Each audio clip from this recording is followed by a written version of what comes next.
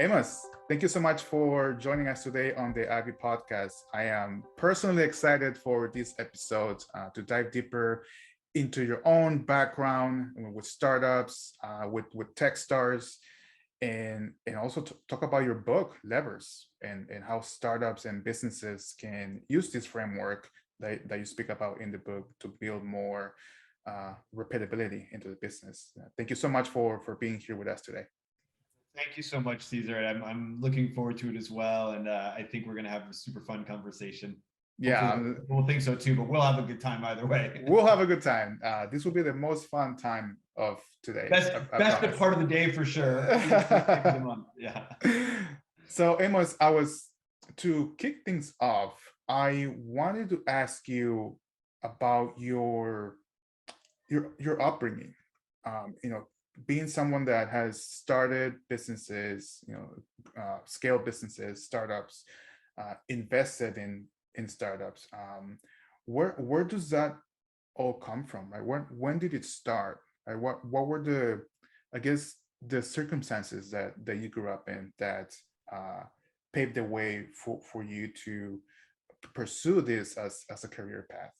Yeah, I have been exploring that a lot myself lately. So it's a little bit of a timely question. What I give my founder's story at the beginning of every Techstars program. It's there's a few reasons. It's a way to get to know the founders better, to sort of open up to them and create or break down some barriers so they can trust me. And one of the things that I always lead off with was that to this day, I have never thought of myself as an entrepreneur. I don't self-proclaim to be one. I didn't set off on an entrepreneurial path. I didn't go through school saying I was going to start a business or that wasn't the path that I was on. Yet along the way, I've been, either I've started or, been an early employee at 6 different companies, not including Techstars. I was fairly early at Techstars too. And I don't come from an entrepreneurial family. In fact, I come from, well, I was at both of my parents' college graduations, and they were the first 2 people in their families to graduate from college. Like, we're 3rd generation born in the Bronx. My parents moved to North Jersey when I was in grammar school to give us a better life. And so getting to more answering your question, I think where it stems from is like, I have always had to fight for, or maybe said differently, work really hard to have anything. And I watched my parents move from blue collar to white collar jobs, but like always, sort of never an entrepreneur. Always, my dad was at big companies. My mom became a school teacher. And they had to work their ass off. And so one of the things that I know I learned from them was work ethic. And I think I ended up on this path simply because for a couple of reasons. One, I don't really like being told what to do. So it's hard to work at a big company. And also just every place that I have been when I've been in a little company, right? The only thing that I know is you need to work really hard and you need to get shit done. I was a wrestler at a very young age. The same thing is something you learn in wrestling, right? You can't hide on a wrestling mat. There's no team around you to support you. It's just you and your opponent. And so you either work really hard and get better or you don't. And I was a little kid. I wrestled at 103 for 4 years, but my freshman year, I weighed 82 pounds. My sophomore year, I weighed 92 pounds. And I was a little kid winning, but fighting my ass off. And I think just put those things together. I don't like answering to anybody, and I work really hard and ended up here by accident, totally by accident. I love it. It just goes to, it speaks about, right, what your upbringing shapes in a lot of ways your frame of reference for life, right? Seeing your parents work hard to provide for you, and your family. Let's talk about that pivotal moment, right? That fork on the road moment where had you gone a different direction, you probably wouldn't have built up a career in startup world, right? What was a pivotal moment for you in your early stage journey, of working in startups, right? Yeah, I know exactly what it wasn't like a day in time, but it was a short period of time where a few things happened that Mhm. set me on this path. Um, I had I had been I had moved to California after college, and my sole intent was to be a rock climber. Like I planned to work really like as little as possible and just travel around and climb rocks. And I had been doing some temp work in New York prior to I'd gone back and forth a couple of times, but for this company called the Bravo Group. Mhm. Wait, no, I'm going out of order a little bit. So no, I was in California, and I was working at a rock climbing gym. So I was teaching rock climbing. I was climbing all the time. And the owner of the gym had a friend who owned a retail shop that sold rock climbing gear. And they needed someone to pack boxes for them. And he worked out of his house. The warehouse was his garage, and it was just in Palm Shores. This was my first foray into the startup world. And so I went there to pack boxes for him, sort of same thing. Like I wasn't a stupid kid. I worked really, really hard. I quickly started helping him on the sales floor. The sales floor was the phone. There was no such thing as e-commerce. Literally, there wasn't. Like nobody bought anything online. Right. And this was sort of like the first foray in the beginning of the answering your question. I was on the phone with a friend of mine from high school who was working in Manhattan. It started an interactive ad agency, and I was telling her what I was doing, and she said, "Well, you should get an URL and sell your stuff online, URL, right? An URL." And I'll never forget it because I was like, what is that? But she helped us build an e-commerce site for Shoreline Mountain products, and it was, I doubt it was the very first e-commerce site, but it was certainly in the first couple of hundred in the world. We didn't know at the time, like we weren't thinking of it that way, but that company sold to a really big outdoor retailer. I wasn't even there for the sale. I left before that. There's sort of a series of events. Like I got my taste in being part of a startup. Mhm. A couple of other things happened in between. And one day I was sitting at a bar doing some more temp work for the company I had done some temp work for on the East Coast, and met this dude who was one of the founders of a company called Hot Jobs. And after having a couple of beers with him and meeting some of my coworkers, he pulled me aside and said, "Hey, I'm in this startup, and we're going places, and you seem like you'd be really good. Do you want to come work for us?" And I did. And that company, hotjobs.com, and that was really the beginning of the ride. But the taste happened at Shoreline Mountain Products. And in my 4.5 years at Hot Jobs, we went public. We sold to Yahoo. I started a whole department there. Like a whole bunch of stuff happened. And then all of a sudden we were inside of Yahoo, inside of this big company. And I looked around, I'm like, I don't like having a boss. So what am I going to go do next? And I went and started a company. But I kind of like in that time frame sort of realized a few things. One, I don't belong in a big company. And two, I like having a lot more control of my own destiny. I love it. And before that sales job, had you done sales before? Not I hadn't done sales the way that we think about it in like the tech world or the enterprise world. I worked in retail shops selling jackets and Right. pants, or I was a waiter several times. So I had sales jobs. Right? I got the experience of like, how do you make more money, right? I learned early on as a waiter, right? Get them to buy dessert, get them to buy more drinks, right? So you get bigger tips. But no, I remember I took that role. I had no idea what I was doing at Hot Jobs, and they just basically said, "Here's a phone." They didn't even give us a list. They're like, "Here's a phone, figure it out." Wow. And what I found out later on is I was like 2 days from getting fired because I started with 10 people. I was the last one to make a sale of the 10 people, and my very first sale came in, and that same day I sold to 10 new customers. Like it all just came rushing in. Like I just figured it out just in the nick of time. And then after that, it was, sort of smooth sailing. I love it. It's sales is it's a very important skill. Uh, I grew up kind of being a little scared with doing sales, as as we know it, right? The typical sales.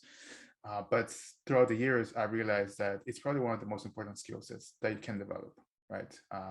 As a founder, as a individual contributor, as a husband, right? Trying to influence some decisions. So let's fast forward now to Techstars, right?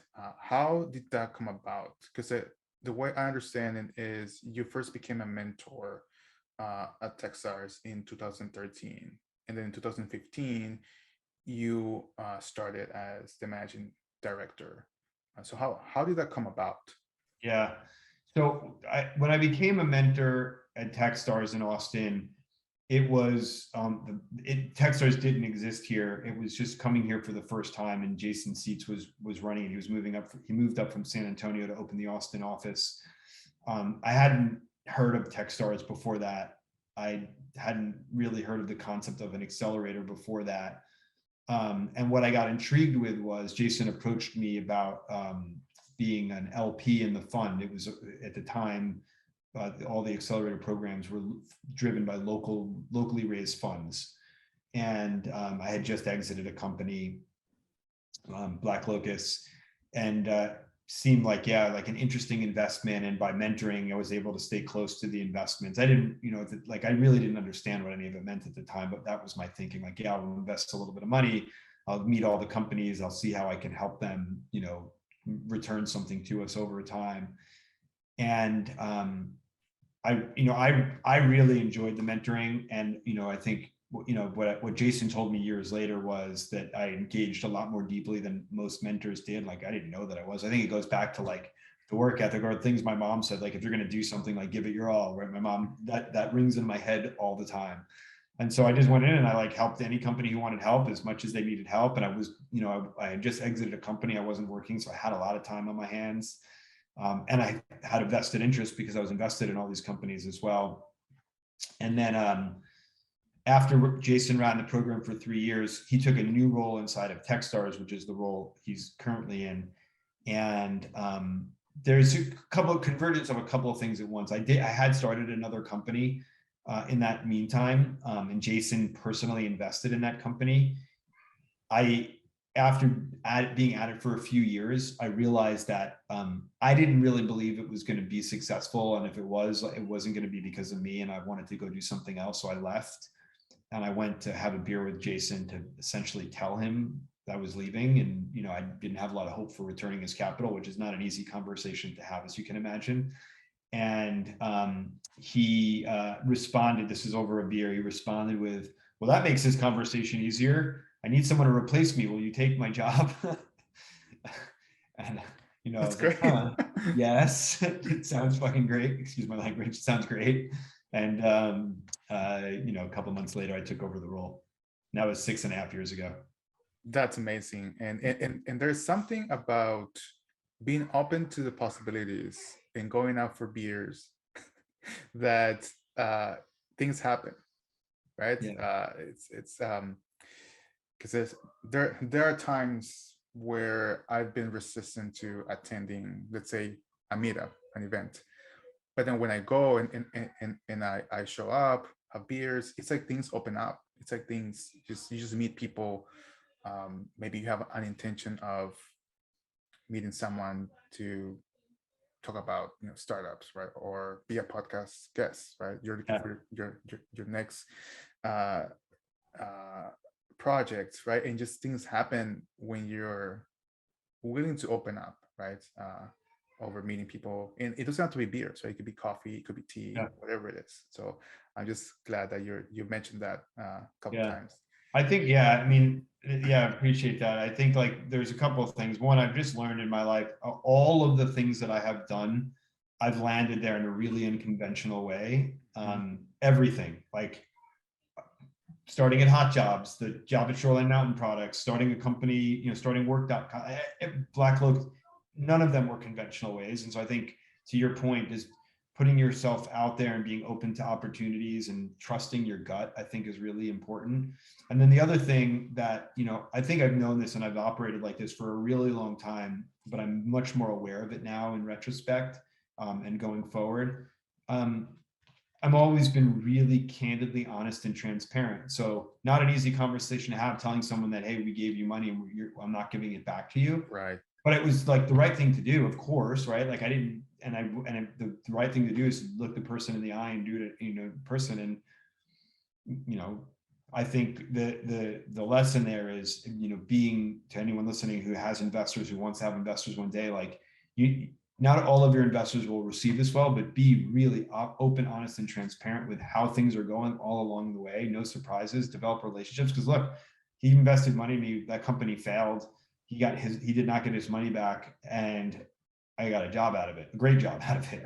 Exactly. It takes courage to be honest, right? But if you lead with honesty and just being upfront, I'm a big believer in that as well. Yeah. Now, since 2015, right? You've ran 6 programs and invested in over 9 companies, right? 60 through that were in one of my accelerators, and then the others are from Jason's, where I was an LP. But yes, just to clarify the numbers. Yeah, absolutely. Yeah. I'm curious, what's been the biggest, the Amos that started, running the first program versus the Amos that it's going on in 7th program. What's been the biggest difference in terms of growth for you, throughout those experiences? Gosh, I have grown and changed so much the last 6.5 years. To say the biggest is going to be hard, but I will try. Or one of the. Yeah, I think I've gotten a lot more aware of and comfortable with who I am and how I can be impactful, and where I can't be impactful, and how to be really open, honest, and transparent with that, with the companies, or with actually in all aspects of my life. And then, as sort of like a general but not specific example of that, I think when I took this job, I was sort of incorrectly under the impression, like, I really should have all the answers. I should know more than every company. Say it out loud, that's ridiculous. Like, it's not like, but I went in thinking that, right, which creates, a whole bunch of imposter syndrome, because there's no way that that's possible. And, the thing that it's really helped me learn in a very accelerated way is, where can I provide the most impact? Where are there people better than me? And sometimes, where do I think where's my strong suit? And there's still someone better than me. Yeah. I love it. It seems like self-awareness has been, one of the biggest growth opportunities for you in terms of your. I think so. Yeah. Yeah. It's interesting. I was listening to Jocko Willink. I don't know if you're familiar with Jocko. He's a former Navy SEAL. He's written a few books on leadership. And he was talking about the first time he became a leader of a platoon. He had the same thoughts of imposter syndrome, of coming across as someone that had all the answers, but he quickly realized that if he was just coming from a place of honesty and vulnerability and telling his team, hey guys, yes, I'm the lead, but I don't have all the answers. As a matter of fact, I'm gonna be leaning on you to figure this out, right? So it's you can't possibly have all the answers, right? I think you read, like, any great leadership book is going to say, like, hire people better than you. Right. It's a lot easier to say it and read it than it is, to, like, and I think, like, I've always, like, rationally subscribed to that notion. Mm-hmm. And when I look back, I wonder if I really did that, or if my own insecurities kept me from hiring someone better than me, or thinking I can't get somebody that I can. And I think, sort of in reverse now, as we get ready for the next program, I'm bringing in a bunch of EIRs this year in a way that I never have before. And these are all people that, like, I kind of can't believe that they're willing to come and help me with this in this capacity, because I would work for any one of them any day of the week. They're all incredible people. And but it's that sort of letting that guard down, like, like then remembering the mission isn't about me or about them. It's like we all believe in the common mission. And so like, how do we go do that in the best way possible? Exactly. I love how you put that, right? It's not about you, it's about the common mission and getting their buying into that mission, right? And how we achieve that together, which essentially that's also a startup, right? That's Yeah. whether it's an incubator or a startup. Now I wanted to shift gears and dive a little bit into your book, Levers, right? And the first question I wanted to ask is, what was the driver for you to put this book into the world, and what was the process like? Especially Yeah. having a co-author, with Trevor. Yeah. Well, there's a few things I'll say about it. I'll start with it. While like Trevor's the official co-author, this book would not have happened without Cody and Troy. Absolutely, they are every much a part of it. Trevor and I just took the brunt of like all of that, the hundreds of hours of editing and the minutia. The Right. content is really all four of us. So there's a couple of things that sort of all transpired at the same time. I had written another book called Sell More Faster, which was fun to write and a very different experience. I wrote it by myself. I had a traditional publisher instead of self-publishing it. Mm-hmm. And there were a lot of things about that process that were satisfying, and there were some things that were not satisfying. So there was a little bit of that was a driver. And then the other thing, which is probably really maybe the two biggest things, is the stuff that's inside of Levers is all of the stuff that I've been doing at every company I've been a part of, even before I was able to like recognize what it was. But when I look back, like those were the components, and there wasn't an easy framework to like wrap them around. So and not just me, Trevor, Cody, and Troy too, right? And Mm-hmm. and one of the reasons we all clicked around this content, and we clicked around this content years before we even thought of writing a book, was because we all had the same philosophy on like how to build a successful business, which was this. Mm-hmm. And the workshops in the book were all workshops that we all independently created for separate parts of our lives. And one of the things that I did was I brought them all together in my programs and said, like, let's do this. And I started experimenting with like, what if we all believe this, we have the content here, like how do we make this work as a unit? Mm-hmm. And it started to like work. Like we would see it, like it gave everyone very clear frameworks and directions, and they can see when they were on the right path and off very quickly when they're not on the right path. And so this is post the first book publishing. Trevor and I were working together at Techstars, and he's written a couple of books also. And so I just looked at him one day and was like, what do you think about putting this into a book? And he's like, oh, I don't know, but I don't know how I feel about writing a book. And I'm like, well, hold on a second. Like, what if it was the four of us, right? Like you and I will take on the brunt of the work to actually get it out there in the world. We'll self-publish it. And so we can do it on our terms. Right. And he's like, huh. So one, the fact that it was four of us made it considerably easier to get done.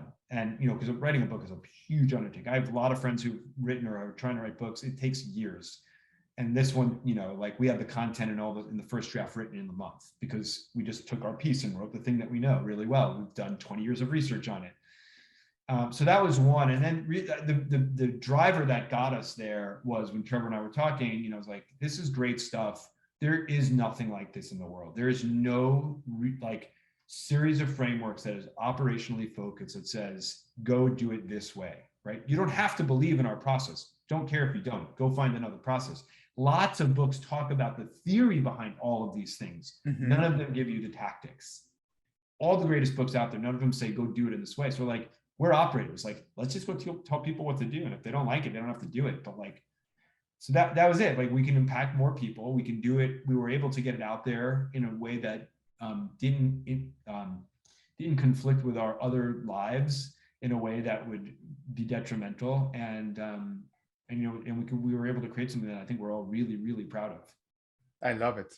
And I love especially how it was a team effort, right? Because most books out there is typically it's just one author, right? Yeah. Doing all the things, but you guys had your combined brain power to put this out there, and I'm a fan of the book. Haven't read it 100% yet, but it's very practical, right? It just gives you like step by step, and I feel like you can even depending on what stage you find yourself in your startup, right? You can uh, go to chapter 1 or chapter 2, right, and make sure, okay, I understand this now. I'm gonna go apply it and see, what the results are.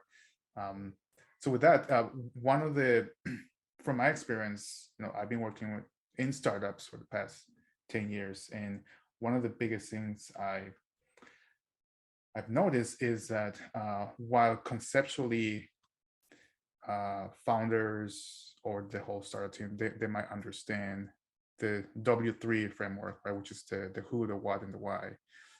In practice, I've noticed that it's not as easy to figure it out as it might come across.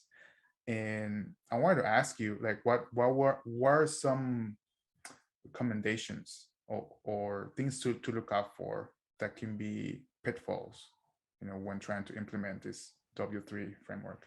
Yeah, I think, that's a really great question. And, I'll say like everyone has their own way to operate. I haven't always been, but I've become a big practicer of Pareto's principle, which is, get 80% of the way there and Yeah. and then just get to work and figure out the rest as you go.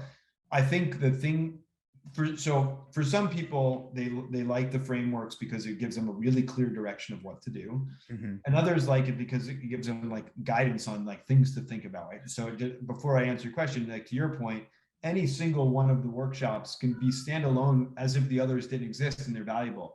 The thing that we believe is when you put them together chronologically, they create more value added together, but they're still like, they're all pretty awesome as standalone things to do.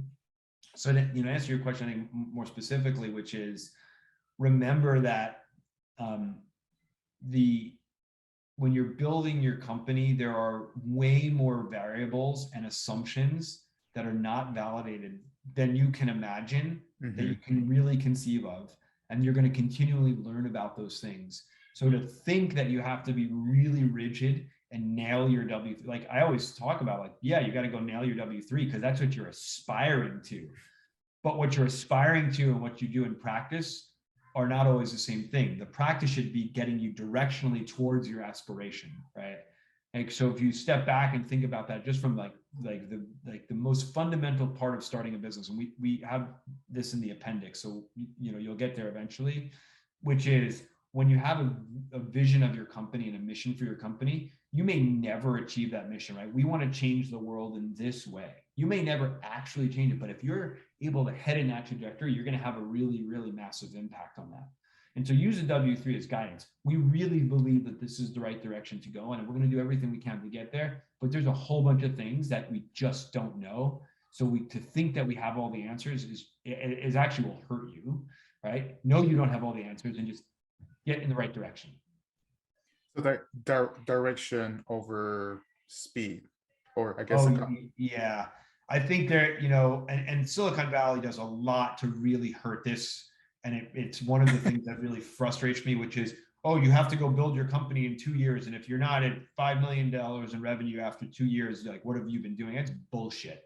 That's straight up bullshit. It takes a really, really long time to build a really like meaningful, sustainable business that provides value.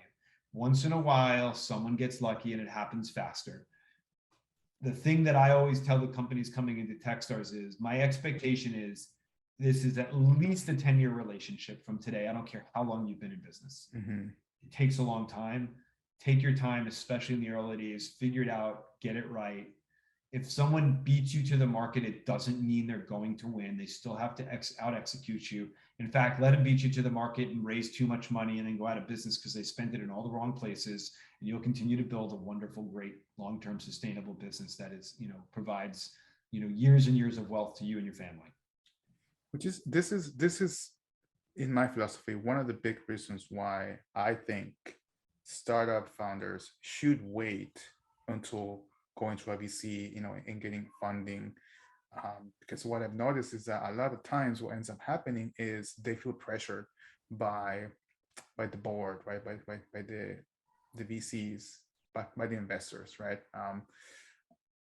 What yeah, what advice would you have for Yeah, startup we founders? talk about this a little bit in Levers, and I talk about this with all the companies that go through Techstars with me. Ultimately, the founder, the CEO, you're going to pick the path that you believe you want to be on. Mm-hmm. I am an advocate for raising as little money for as long as possible, and collect as many proof points along the way. So it's not about maintaining ownership. That is one of the byproducts of it. It's about being responsible when you actually go out to raise capital. And so, a repeat founder with an interesting or great idea may have no problem going out and raising a $10 million pre-seed round and a $40 million valuation. It doesn't mean that person should. It doesn't mean it's the responsible thing to do, right? If there's someone who wants to write that check and that person is willing to take the check, okay. Right. That's not how I choose to build businesses. I think we can build lots of really, really big, meaningful businesses by being much more thoughtful and disciplined up front, proving that we have the right to be there, that we know we're in the right direction. And it might take a little bit of capital to get there, but less is more. And I've actually seen more. You don't hear about them very often, but there are more companies that either raise a lot of money and fail, and you don't hear about them because the VCs don't want you to know, right? or companies that don't raise a lot of money and are really successful, and you don't hear about them either because those founders typically don't give a shit about being in the news. They just want to deliver value. Those two things are real truths that you just don't hear about. So raising a lot of money does not guarantee your success, and not raising money doesn't guarantee your failure by any stretch. 100%, I agree with that. Yeah, it's ultimately it's about the business model, and are you serving the customers or the members? I think it starts with that. Are you serving your customers? Are they getting real value? And are you able to extract from that value they're getting something that will help you build a business that has the right economics to be able to be sustainable and grow? Now, Amos, can you grow and scale a startup, without revenue? And I know one of the sections in the book talks about the revenue formula, but I'm curious, from your experience, right? Like, is this something that I guess you can bypass temporarily as you add more members or get more customers into the funnel, right? Yeah, so there's a couple of ways to answer that question, and I want to try to answer them at least two different ways. Just from like a pure fundamental perspective, there has to be money. Otherwise, you can't have the business, right? So if you're not getting it from revenue, you do have to raise. Can you build a business without actually having sales? I would argue it's not a business until there's a financial transaction that takes place. It may have, like, you may build a company, a product that has millions of users that are highly engaged, but it isn't yet a business until there's actual money, right? Someone can argue with that definition, but I don't know how you call it a business if there's not money changing hands. But I do think you can build a product that gets used without having a business model. But it has to get funded from somewhere. I love that. That. And so that's one thing. Clear. Yeah, and then I think, though, there's a different question that I don't know that you realize you're asking, or maybe you do, but I want to address it because I think it's really important, because it comes up for me from time to time. And Cody and Trevor actually have a side business where they teach levers. They teach the process. That's awesome. and they sometimes work with nonprofits. Oh, sweet. And so what they've developed is, and it is actually this simple. It's not simple, but it's this simple to explain. Replace the word revenue formula with impact formula. And now, what is the impact? And I think you can do that for a for-profit business too. What is the impact that you're trying to make on your customer? Or what is the impact you're trying to make on the world or whoever? And how are you measuring that impact? And then if you're a nonprofit, you're trying to raise money, you now have a metric that says, hey, we said that we're gonna, slow climate change. This is probably an awful example, but slow climate change down by 5% a year. Here's the metrics we're tracking to show that we're on the right path. And this is why you should give us more money, to Mr. and Mrs. Donor, because we're actually being successful. I love that. I love that. It's super clear, right? Like I never heard it someone explain it like that. So yeah, it's a big difference, right? Product, and I believe that as well. A business, there has to be some monetary transaction, right, to be considered a business. I think it's exciting for people to say like, oh, I started a business, but Right. 5 years in, you're not making money. You should have not registered because you've been paying a bunch of franchise taxes for a long time when it doesn't happen. I love it. What I guess just to close off the levers segment, and we'll make sure to link it up in the show notes. And also anybody that listens to this episode and message me, you'll get a copy. Well, the first two or three people that message me will give a copy of levers.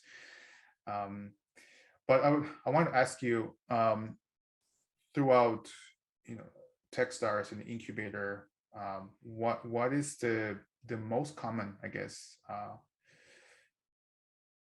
aspect of levers that founders get wrong, at the beginning? I want to change, if you're okay with it, I want to change, if you push back on me, I want to change the word wrong to where are they challenged the most? Because I think the reality is they get everything wrong, but there isn't really a right or wrong, because Right. It's all just theory, right? So if we're doing things that have never been done before, we don't know what we're doing. And for anyone to think that they know, they're lying to themselves. Like, we're figuring stuff out as we go. I like that. So yeah, what's the most challenging for founders going through the incubator? I think I'll break it out into philosophical and tactical. Mm-hmm. Tactically, the biggest challenge is to be really disciplined about your W3 early on, because That's a big one. you don't want to limit yourself, and you're not sure, and so you want to have optionality.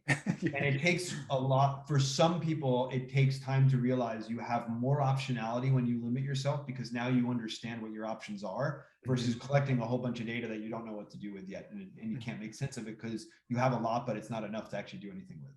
So that tactically, I think that's the biggest challenge that a lot of founders come up against, in and outside of Techstars. I think philosophically,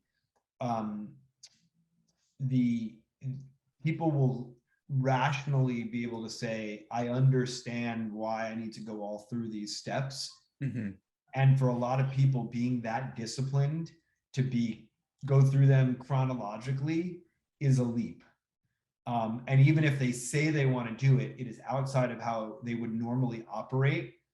And so it creates a challenge to say, okay, I believe this is the right structure to use, and I'm going to lean into it, and I'm going to stick to it. Some can do it, but a lot of times. So I'm actually making some changes this year to the way that I deliver it to try to account for that, because I do think philosophically that's a challenge. I don't follow frameworks in general, but I believe this is good. But then I have to change my habits in order to actually be successful at they're successful at following the steps. Yeah. That's a big one, and it's something that I've realized over the years, that you might understand something conceptually, but it's not until you change your habits and the daily routines and incorporate that into your daily habits that you're gonna see some transformation, right? So it's so hard to change. It is hard. I mean, I struggle with it too. Me too. I mean, all the time. It is a hard thing to do. You're been a certain way for a certain time. You can be really conscious you want to change it, but it still takes a long time. It does, which is why when people post on social, I see I read 50 books this year. But in the back of my head, I'm always wondering, that's great, but have you applied any of it? I wonder if there's a disconnection, right? Because it's hard. It's hard unless you put it on the calendar and make a conscious effort to, this will be part of our routine. whether at work or in your personal life. Um, now, Amos, I wanted to take a step back and kind of do a 10,000 feet view of the Austin entrepreneurial scene or ecosystem, right? And I'm just curious from your perspective, what do you think it's been one of the reasons of seeing the growth and the boom in startups, as it relates to Austin as a city? Are you from here? Have you been here a long time? I know. I got here in 2017. 17. So yeah, I'm couple years. Yeah. pretty I got young. here in 2008. Although, I mean, I was trying really hard to not work and do another startup again, which didn't last. So there's a couple things. One of my shortcomings is that I get maniacally focused in tunnel vision, and running Techstars, I know everything that's happening around us, and at the same time, like, I kind of don't know everything that's happening around us. So I'm going to try to answer it, but I recognize the shortcoming, and I'm trying to solve that with better staff. I think it dates back long before I got here, 14 or 13 or however many years ago. There's been, I started coming here in 2000 because we opened up an office for Hot Jobs here. And even back then, and even before then, there was a lot of things that both the university and the city was doing, to attract startups, but I would say more so to really focused on creating a thriving economic ecosystem. And, a lot of cities do that. And, I think it's, partially because of, who was in the universities and in local government at the time, and the success of a handful of entrepreneurs that helped, kickstart it, 20 or more years ago, Dell, of course, being one of them. There's a whole bunch. And so that's sort of like early on. I think, Josh Baer has done a lot to very intentionally. I think, he self-proclaimed, he would tell you he's a great marketer. And I think he's done a lot to do a great job in marketing Austin to the rest of the country and the rest of the world, in the work that he's done with Capital Factory. And I think there's, a lot of value in that. And I think, as people that, like, I'll tell you how we got here. And I think that, I don't know if this is true, but I think I'm not alone. Like, I wasn't consciously saying, oh, Austin is where I want to go to build my career. That wasn't our thought process. Our thought process was, I'm from the East Coast. We were living on the West Coast.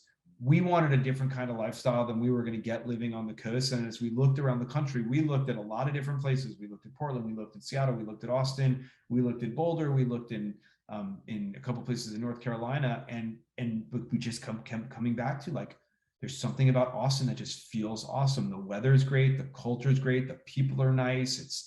It's accessible to both coasts really easily. That's what brought us here.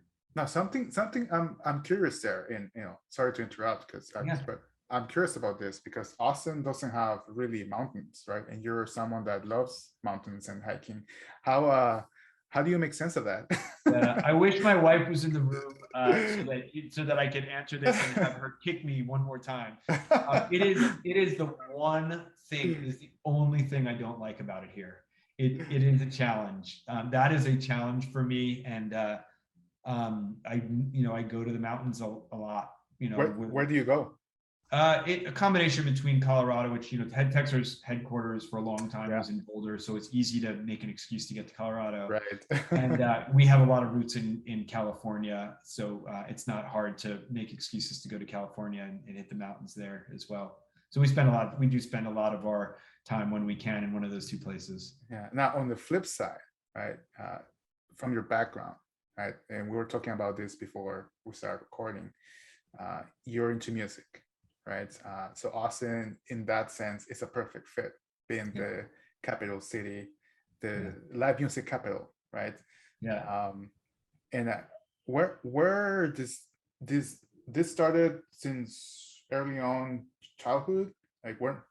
Have you always been Yeah, I've had a love affair with music for as long as I can remember, but it's come and gone a lot over the years. You know, when I was younger, I played a lot of different instruments. I wouldn't say I was ever good at any of them, but I started in the violin in the 3rd grade. I took drums in the 4th grade. I took saxophone in the 5th and 6th grade. In high school, I played the trombone and the baritone, and then I played the drums, and I took up guitar at that time. And then in college, I played a little guitar, and then it sort of fell away for a long time. And then when I moved here, the very first company I started when I lived here was with a friend of mine from college. It was a music company, which got me back into listening, but not necessarily playing. And then, you know, I have a couple of guitars, and they're always around, and I would like look at them and not really know when to pick them up. And then in the early part of the pandemic, when we realized we were going to be working from home a lot, my wife had the great idea of converting our garage into, well, she said music studio / office. It is a music studio. It is not an office. So I have a little, you can't see it, but I have a recording studio right here and I am playing a lot of music now. I'm playing every day. So I hope it sticks. It comes and goes. I love it. I grew up with my father is a musician, but more specifically, cool. he plays the guitar. But man, I never picked it up. I don't know, for some reason. I enjoy music, but I tried it a couple times, but my fingers, I guess, it's just like awkward when I'm trying to play the guitar. But maybe it's in my head. But seeing you, you know, I'm going to tell you, I think it's in your head. I have a couple of thoughts and some relevant recent experience. I mean, the first is, I do think anyone can learn a musical instrument. I think the thing that some people think is that I don't think very many people have natural talent at it. There are some. It is hard work. It is just hard work. It is digging ditches, right? It's like starting a startup. Learning how to play guitar is actually a really hard instrument because there's things about it that aren't logical. You're moving multiple appendages at once. It just is a lot of work. Yeah. That's one. But I'll give you an example. I would have told you for the longest time, if you would have asked me if I could sing, I would say no. I won't touch it in one ear. But for kind of shits and giggles this year, I decided to challenge myself, and I started taking vocal lessons, and it turns out I can sing.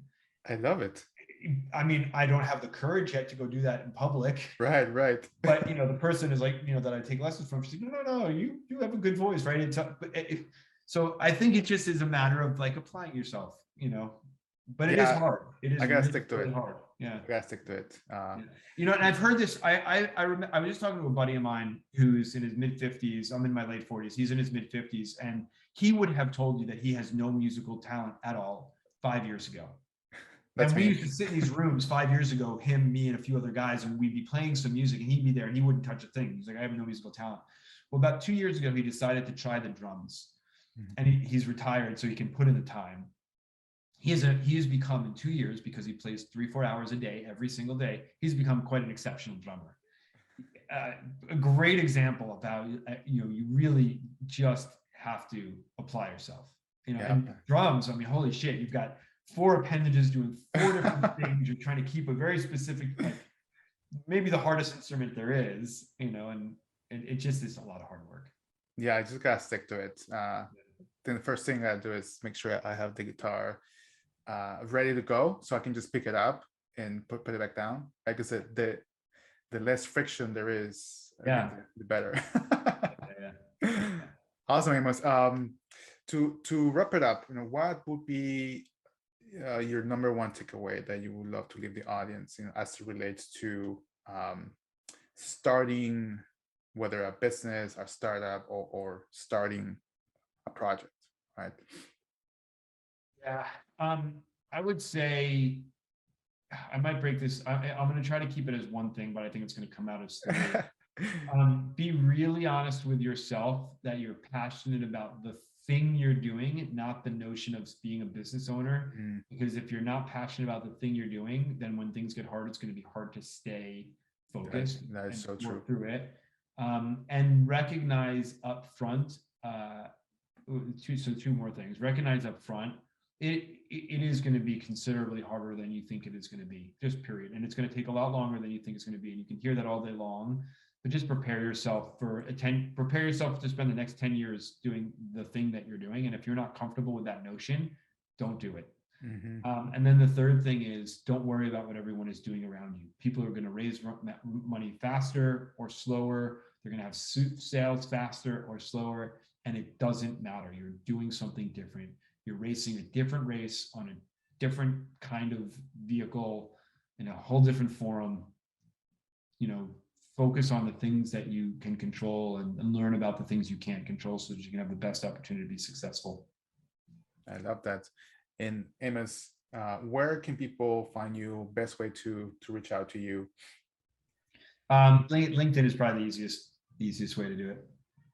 Perfect. We'll make sure to add the link to the book Levers in the show notes, and the best way to reach out to you. But yeah, thank you so much for coming on the show and sharing with us your background, your journey, with startups, diving deeper a little bit into the book Levers. But yeah, I'm excited to put this out there and promote your work, because I think you're doing very important work. Hey, I really appreciate it. It's very kind of you to say, and I had a great time chatting with you today, man. Really fun. Thank you, Amos.